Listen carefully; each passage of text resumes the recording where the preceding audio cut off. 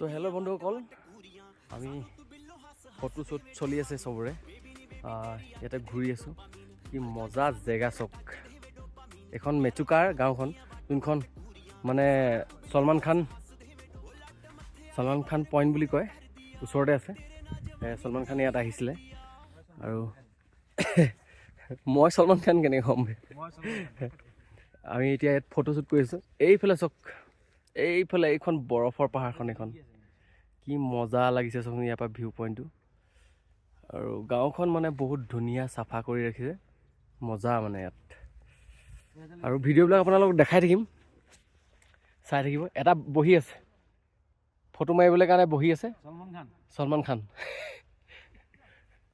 ঠিক আছে, আৰু ভিডিঅ' আপোনালোকক আপডেট দি আছোঁ, চাই থাকক। এইফালে পাহাৰবোৰ কি মজা ধুনীয়া।